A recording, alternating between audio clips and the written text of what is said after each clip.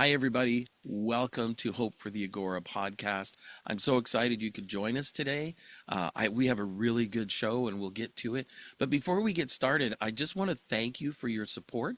And if you don't realize, if you didn't know this already, we are part of Hope for the Agora Network Ministries, which seeks to help alleviate the stigma towards mental health through resourcing churches and education and different events and things that we host. One of the things that we host is an online Agora Academy. And throughout the year, there are a variety of different programs, different online trainings that you can receive. Some on trauma healing, some about resilience, different things like that to help you maybe with your own mental health struggle, but also just for the church overall. And if you also want to hear Alan Gallant speaking, you can follow his schedule right there online. So don't hesitate to do that. And you can maybe visit whatever church he's speaking at or event he's speaking at and bring some friends and just really hear the heart of this man and the different things he has to share. Because then you get a better flavor of Agora Network Ministries. Usually you can pick up supplies. You can sign up for things that are going on with Agora while you're there as well. So I just want to encourage you with that. And ladies, if you're listening, they are doing the Cultivate Women's Conference again in May. And from my own wife's experience, she said it was amazing. It was so worthwhile. So check it out. You can go online to find out any information at agoranetworkministries.com. And you can always find the links in our podcast information. All right. So I want to get on with our podcast for today. And I'm speaking with Chuck DeGroat, who I've spoken to before. He wrote a book called When Narcissism Comes to Church. And it's pretty powerful and amazing. Many other podcasts and programs have picked him up on this topic because we don't often think about how narcissism is in the church and how negatively it can affect the church. But I'm not talking to Chuck today about that particular issue. Chuck's heart is for the person's spiritual wellness, spiritual and mental wellness. So we're going to be talking about his recent book, Healing What's Within. And I'm excited to talk to him about that. Now, Chuck, he is a professor of pastoral care and Christian spirituality at Western Theological Seminary in Holland, Michigan. He's a licensed therapist. He's a licensed spiritual director. And as a therapist, he specializes in navigating issues of abuse and trauma, as well as focusing on pastoral leadership and pastoral health. And he serves as the founding executive director of the Clinical Health Counseling Program as well. And if that's not keeping him busy enough, he's an author, he's a speaker, he's a retreat leader, and he's a faculty member of the Soul Care Institute. So enjoy this time with Chuck. And I just want to bring us into this podcast and welcome Chuck DeGroat. There we go. There we go. That's what I want to hear. All right. Yeah. So, Chuck, thanks for taking the time. I know you're a busy guy, and I want Yes. to get right into the book, which was pretty awesome. It's Healing What's Within, and I appreciate the subheading, Coming Home to Yourself and to God When You're Wounded, Weary, and Wandering, and that means all of us. Mm. So this is a book for all of us. And preparing for this, I was kind of scouring a little bit of reviews and read it myself and just really appreciate what people have said and what this book is about. So I'm wondering if you could tell us, there was a crisis or something going on in your life at the time, Yeah. disintegration in your own life that compelled you to write this. So what was that about? Yeah, I'm really reflecting on something that happened about 13, 14 years ago now in my own life. When I was in ministry, I was in a busy season of ministry. Who can't say that? Most of us who've been in ministry would say that ministry is quite hectic and busy, and there are demands, emotional demands, relational demands, vocational demands. But this was a particularly full season. And while I think some people might have said I was in a season of burnout, it was more than that. I mean, taking on lots of responsibilities, but there was something more going on in my body. I ended up in a hospital in Mexico while away on vacation, and that was for me the kind of precipitating factor that invited me to look at my life. I had gallstones, and so I needed my gallbladder removed in emergency surgery. But what they found was that my system was septic. And later, a doctor would tell me, we don't see this in men who are like 42 years old. And so there was something else going on in my body that I could trace back to an earlier season of ministry that was very traumatic. And over the last 12, 13, 14 years, I've been reflecting on that story of ministry and that some of that early trauma. And so this book really gets at the question of trauma, and how even those of us who, I mean, I was a licensed therapist, I was helping others, even those of us who look and dress the part can be profoundly disconnected from ourselves and can be enduring traumas at a deep, deep level of body and soul. Mm-hmm. Wow. Well, and it shows in this book because you talk about moving from this theology of the mind, Mm, right? There's this theology of the mind to a theology of the body, and I think that's maybe newer in the sense that I mean, I went to seminary too, and so mm, much of it is about the theology of the mind. So much is up here, yeah. right? And a lot of times, even in the church community, we're always talking about how we can sin manage because there's this Hmm. dysfunction that goes on in life. And, Hmm. and we go, boy, that's sin. Now, if you just do this and this and this and this and this, Yeah. and you can work through that and change the way you do life Hmm. and your habits and avoid that because that's your Hmm. problem. Right? Hmm. So Yeah. that's our theology of the mind kind of thing. You talk about Yeah. moving to a theology of the body. What does that shift mean? Why is that so critical to like actual genuine healing? Yeah, I just think I was so disconnected from my body. I mean, I had grown up in a tradition that prized the life of the mind, a disciplined life, or a rational life, a good theology, a good way of living and acting and behaving. I like the language of sin management that you just used, the language of Dallas Willard, really, this idea that if we sort of get our ducks in a row, discipline ourselves, we'll be okay. The reality is that my body was sending messages to me that I was ignoring. Um, Mm. I talk in the book about a dashboard within. Think of a Mm-hmm. dashboard of an engine, right? Where, on the dashboard you see lights showing up. For me, on that dashboard, there are lights of the body, of our emotions, our thoughts, our relationships, our behaviors. All of my lights were going off, and I was ignoring them all. And so, and here again, I mean, how can someone who professes like to do this for a living? I mean, I'd started another counseling center out in San Francisco. I was walking with others, helping them get healthier emotionally, spiritually, right? But I was ignoring my own somatic cues, emotional cues. And so, yeah, it was a pretty dramatic season of awakening to these messages that my body had been sending that I'd been ignoring, and the unhealth within.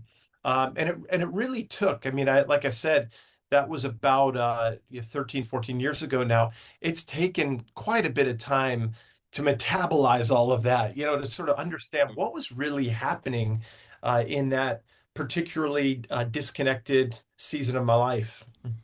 Wow. And that kind of goes towards and you mentioned this too, the body keeps the score, but I'm thinking of Bessel van Kolk's kind of work. That book Hmm. was, when I read that book, I was like, wow, like he goes into detail of how when you're Hmm. emotionally and mentally unhealthy, how that Yeah. affects your body. And I think a lot of people stay disconnected from that. So You talk about it that it keeps score long before our minds catch up. Yeah. And so Yeah. why That's why right. is listening to your body, the aches, the anxieties, all of that, the Yeah. alarms? You said your dashboard was all lit up. That's Yeah. like my father-in-law's dashboard. I drive his car and he's got these red lights on him. Like, why are you not Yeah. taking care of that? Yeah. Yeah. It's interesting there. In the world of psychology nowadays, we say state precedes story, which is to say physiology precedes the way we make sense of what's going on. A lot of therapy, a lot of pastoral counseling, a lot of spiritual direction is talk therapy. It's talk counseling. It's trying to make sense of your life, trying to make sense of your story. What did your mom do to you? What did your dad do to you? What did that bad pastor do to you? Things like that. And we can actually avoid what's happening in our bodies, our state, by sort of directing our attention to all of these other things, right? And I was ignoring what was going on, my state. This is where, by the way, I begin with the first question that God asks in Genesis chapter 3, where are you?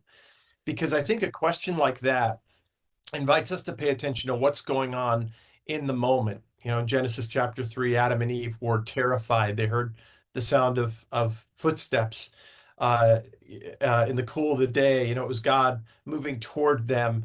They hid.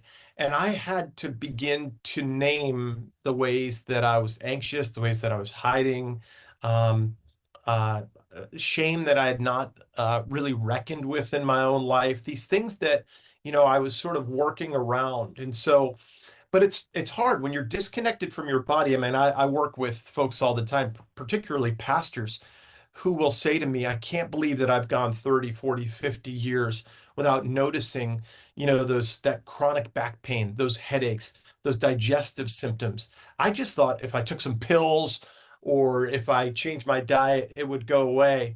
And I'm here to say, no, actually, it's your body trying to get your attention. Hmm. Yeah, it's a whole different way of looking at it, right? Uh, Mhm. the pharmaceutical companies would prefer you to go the other direction. Probably so. Yeah, That's right. yeah, Yeah. yeah.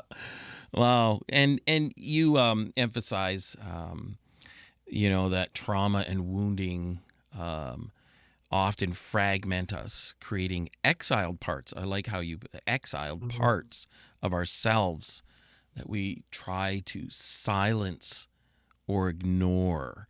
Hmm. How do we begin to safely, like you're talking about, listening to Yeah. those exiled parts? Yeah. I like that you use the word safely because I think it's important to do that in a way that honors the pace of our bodies, that acknowledges that as we begin to, as you say, kind of look at those exiles, invite those exiles out to tell their stories, that in a sense that can be traumatizing, that can be overwhelming to our bodies.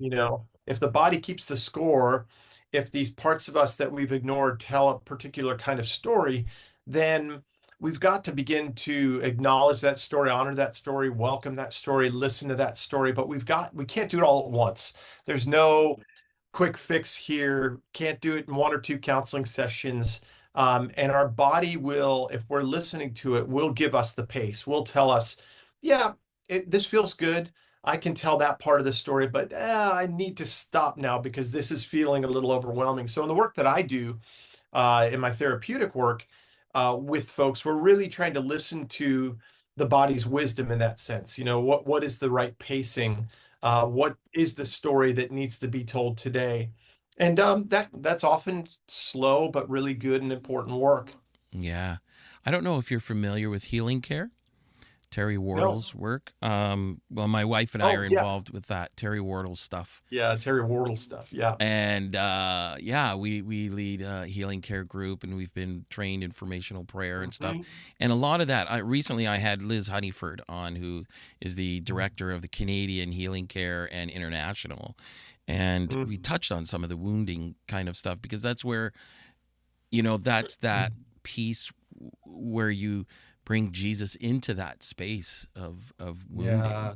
And you have to let the Holy Spirit sort of create the pace. Yes. right? Well, I think this is the thing is we in living exclusively out of our minds, in these kinds of disciplined lives where I'm just not going to allow myself, that was in the past. That's what happened to me that, those are emotions that I just need to kind of keep under wraps. What we do is we functionally sort of uh, not just disconnect from ourselves, but we say, no, Jesus, you don't get to tend to those things either, and Yeah, so there yeah, are yeah, large swaths of our inner life that are untouched by uh, the healing of the spirit, so to speak, right? And yeah. so I think, yeah, as we open ourselves up to this larger conversation, we're saying, heal me at the depths, search me and know me, O Lord. At the very depths, the subterranean depths of our souls and bodies. Instead of even using our God language to avoid what God wants to do in us, I brought it to the foot of the cross, and Yeah, so it's that's all right. good. I'm healed. I don't have anxiety Yeah, anymore. I don't have. yeah. It's like, yeah, yeah, I'm not seeing that. You know. Yeah, no, it can be actually phrases like that can be workarounds, a way of spiritually bypassing what's really going on within. Yeah, for sure. And many people live with a constant low grade freeze, that state of numbness, or Yeah, you talk about procrastination or shutting down. And maybe, again, we've been talking about this, but what are those states? I mention those specifically yeah, too, because those are the things that people, that's what happens. And they don't, some yeah, realize it, some yeah, don't. I mean, you see stuff online, for instance, like where they're talking about, do you procrastinate? Do you have, follow this thing and you'll get out of procrastination? yeah, But what are those states trying to tell us? What's the first step? Like, if you yeah, recognize it, what's the first step to moving yeah. through that? Well, let's just start with the big picture here. We were just talking about the dashboard. The dashboard on your car indicates what might be wrong in other parts of your car, namely the engine, right? And Mm-hmm. each of us has what I call an autonomic engine, the autonomic nervous system, but we don't attend to it. We're not really attuned to what's going on there.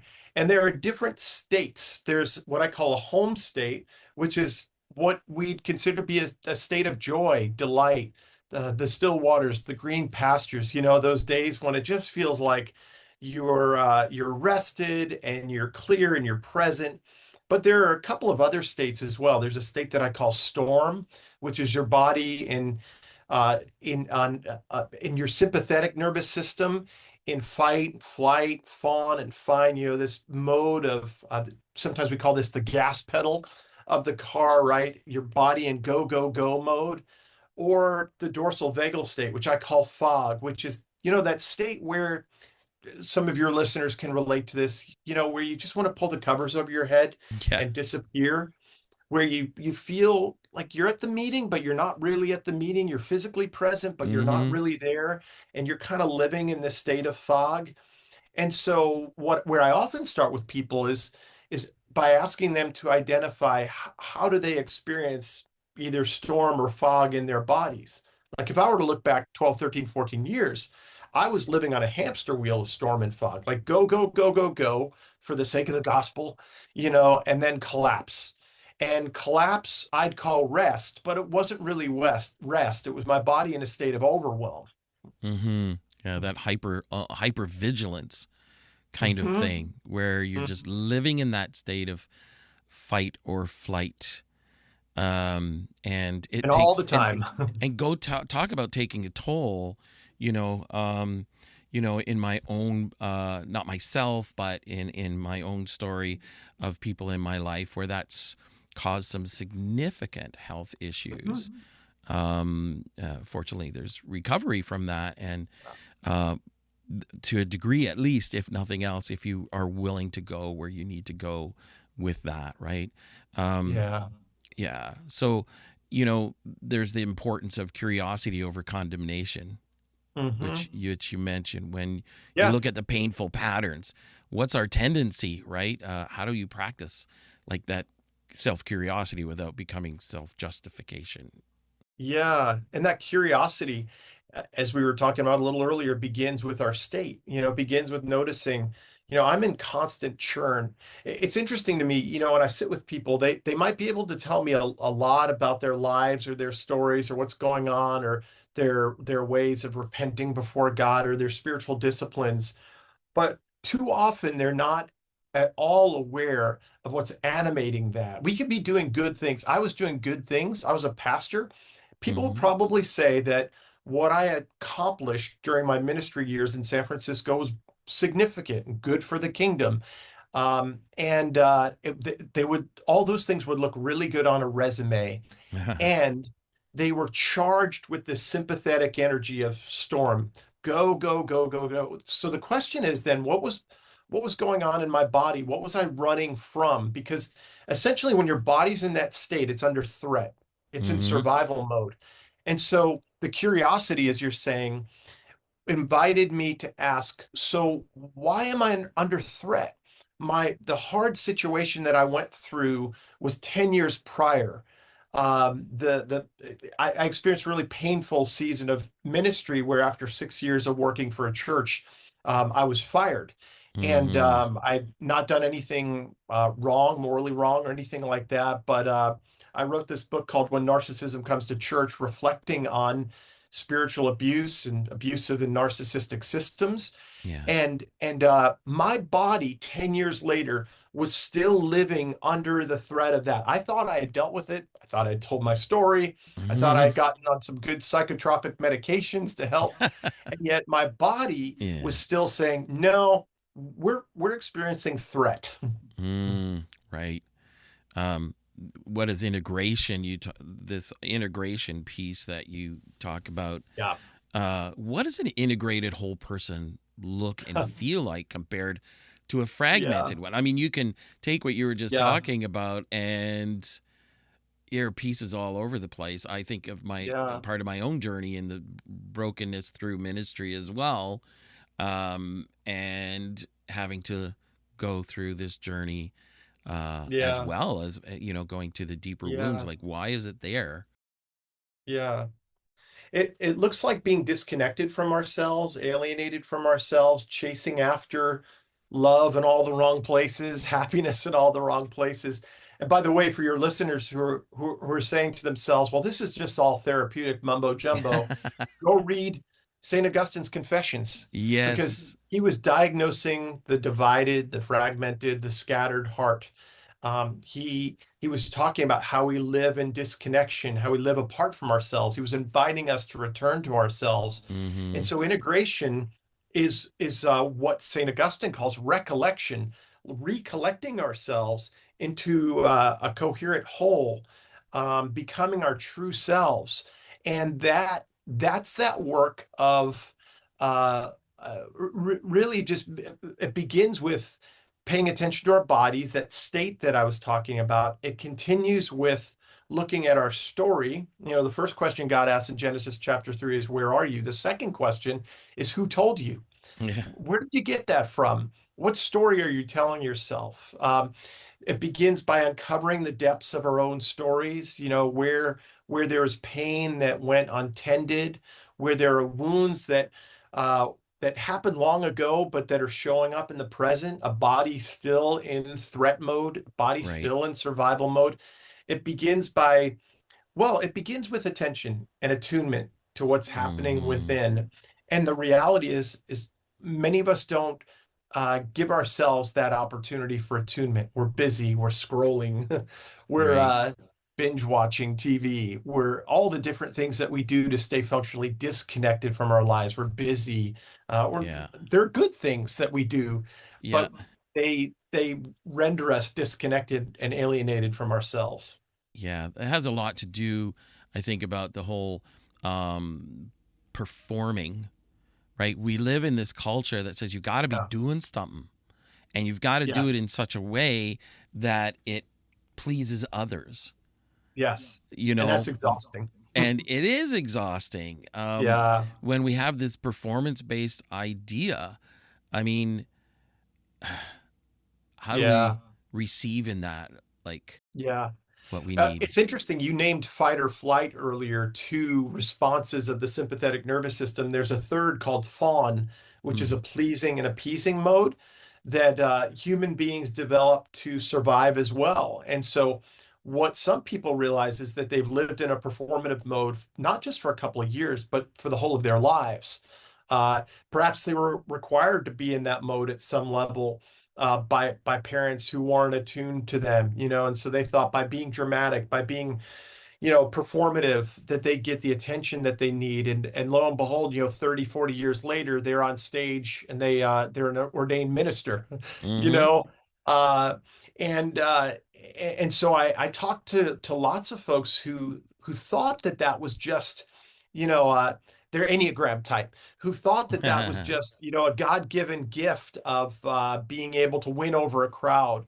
And I suspect in some sense it can be a gift, but what they realize is that it was charged with an energy of survival.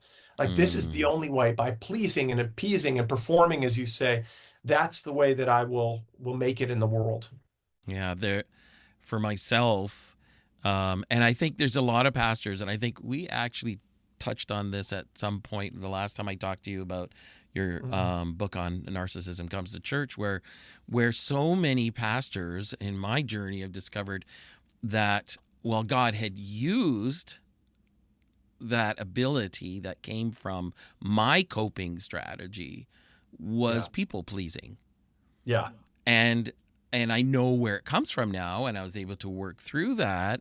We don't often want to say, "Oh, we can't always blame our family systems," but so hmm much comes hmm from our upbringing, and it's not to slight our parents per se. hmm They did their best for the most part, Yeah, um, they were but surviving too. yeah, they were surviving too. And I didn't realize, I had a lot of fun along the way, but at the same time, this whole people pleasing, Yeah, performing, it made me a performer, like, yeah, musician, actor, all of that, yeah, pastor, yeah, and did it pretty well. mhm, And now it's easier that I know and I'm aware, mhm, yeah, right? yeah, So, yeah. Um, yeah, no, I am so thanking you for this conversation. Um, you connect deeply to the spiritual life in this, suggesting God meets us there. Touched on that a little bit earlier, but Yeah. Yeah. not Well, just in our triumphs, right? yeah, it's too much to bear alone, I'd say. Like I think that the problem is here, and I think this was largely what was happening with me too, is that I was trying to do it on my own. After what had happened in ministry, I kind of put my head down and said, I'm never going to let anything like that happen to me again. And Mm-hmm. so I'm going to bear down. I'm going to make it. I'm going to make something of myself, right? And I think one of the things we know about trauma, and that's what was going on in me, trauma, is that trauma is not what happens to you, but it's what happens within you when you are not seen and known in the midst of it, when someone's not there to bear witness. Like, I often say that two people can go through a really bad natural disaster, like a hurricane. One person can sort of barricade herself in her apartment all alone. Another can go and stay with family members. That person who stays with family members has a fighting chance to be well because he's tended to, cared for, seen, Mm-hmm. versus the person who goes it on her own. And so, aloneness actually magnifies trauma within us. And so, Mm-hmm. one of the core principles here is that if there is something of this conversation that's resonating to your listeners, find someone to talk to. Allow Yeah. someone to bear witness to your life, to your story, to your pain, to Mm-hmm. your sympathetic storm and your dorsal fog. Yeah. Right.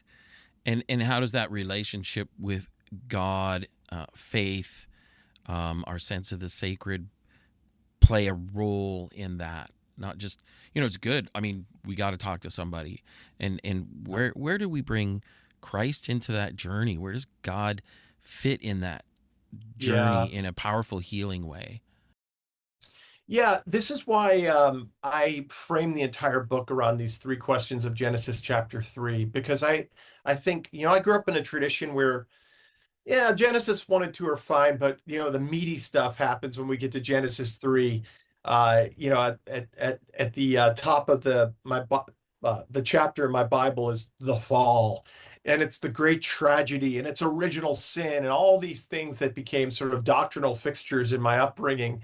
Um, but as I've spent time in that story over a long, long time as an ordained minister, preaching, teaching, I really see God's kindness. Now we know the rest of the story. I often say that there were 1,185 chapters between Genesis 3 and Revelation 20. Yeah, There's a yeah. lot of pain in those chapters. We know the pain. We know what Adam and Eve did. We know the consequences, right? But the way God shows up, God walking in the garden in the cool of the day with questions, kind questions like, "Where are you? Who told you?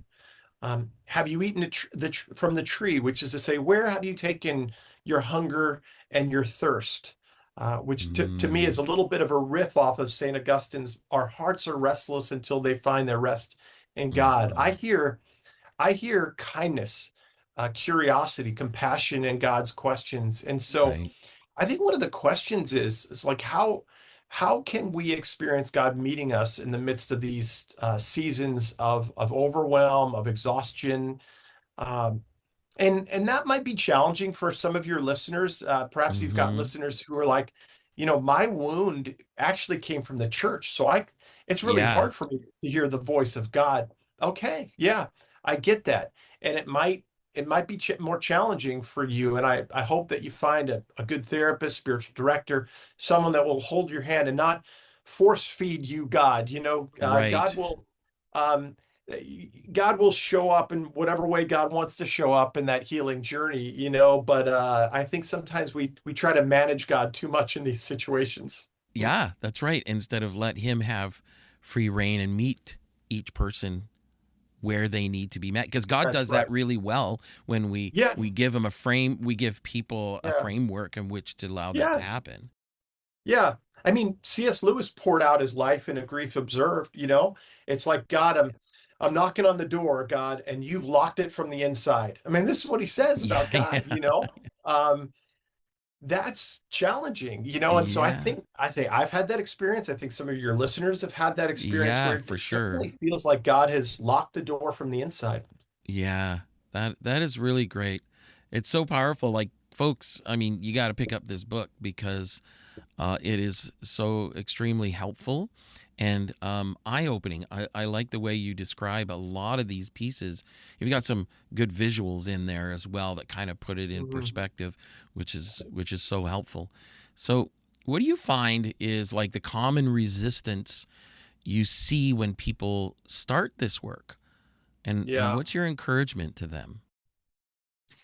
Well, I mean, I think it's hard to see aspects of ourselves that we've lived functionally disconnected from. It's as whether we start the journey and we're paying attention to that state that I was talking about, maybe it's a state of storm, and we begin to realize that we've lived in fight mode our whole lives. I was doing some marital counseling with a couple not too long ago, and uh, the woman in the conversation, the wife in the conversation, said, "It's really hard for me to recognize that, I've been living in functional fight for my whole life. That's Mm, embarrassing.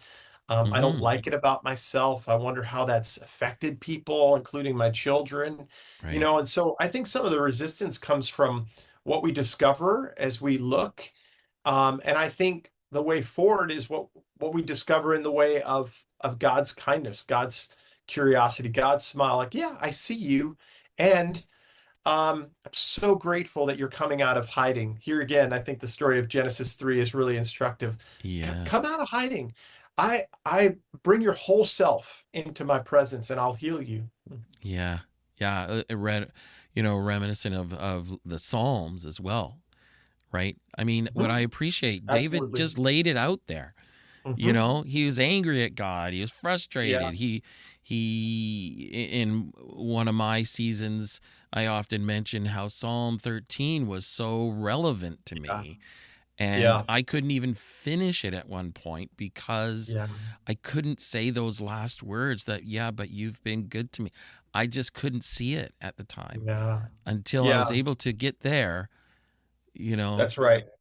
That's right. I mean, if it's so good. I walk through Psalm 38 in the book, and I talk about how David shares his honest thoughts and feelings and bodily sensations and relational disasters and behaviors, and it's all out there. Augustine does the same thing in his Confessions. Hmm. And so this isn't merely a therapeutic journey. This is a journey to wholeness that is lived and modeled in Scripture.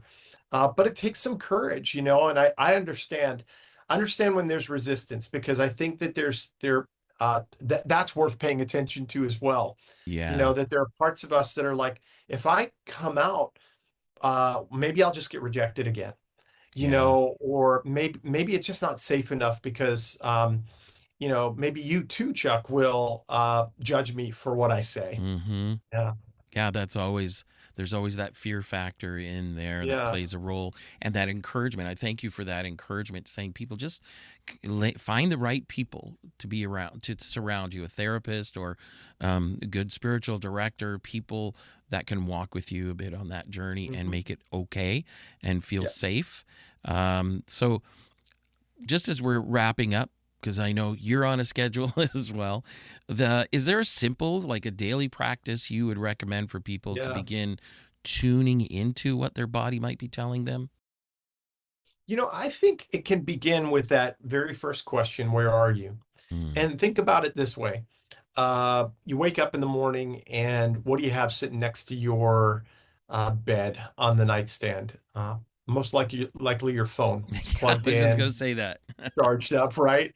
And what do? You pick up your phone, and there's lots going on in the world right now, as we know, right? Or Mm. there's the game that you fell asleep during last night. You want to check the score, or the message from your family member that they got to the place safely. This is what we do, and um and then we're off to the races. Our right away, our minds are in, what do we have to do today, how fast we need to get ready to get there. Maybe it's a kid screaming and crying in the other room that needs to be picked up and tended to.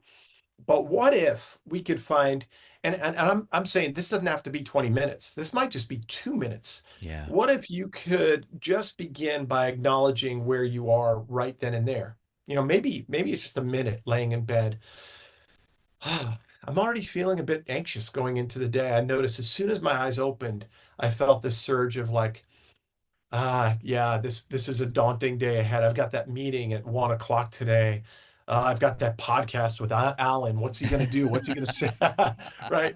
Um, no, just noticing, what comes up, and, hearing the kind invitation of God, where are you? Maybe that becomes just a minute or two of conversation with God.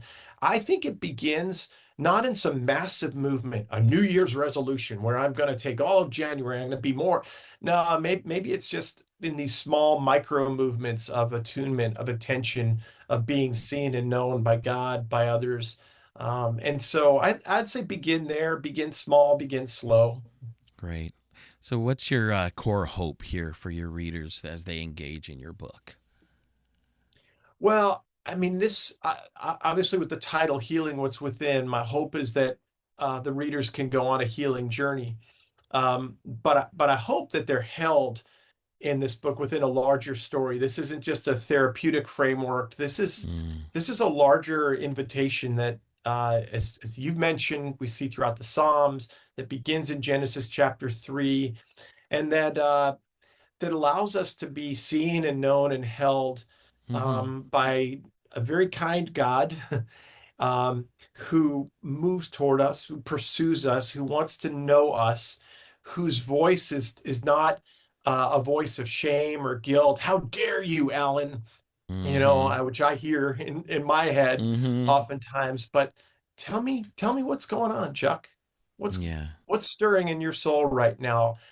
I'd hope that, yeah, I think healing takes a lifetime, right? And so I'm in my mid 50s now, and I thought that I'd be, I started this journey in my mid 20s, so I thought I'd be good to go by 35, 40 years old, right? And it's like it's continuing on, and yet there's more and more integration, recollection, more and more wholeness that happens slowly, but over the course of a lifetime. That's what I'm hopeful for. Wow, that is a good word. That is encouraging.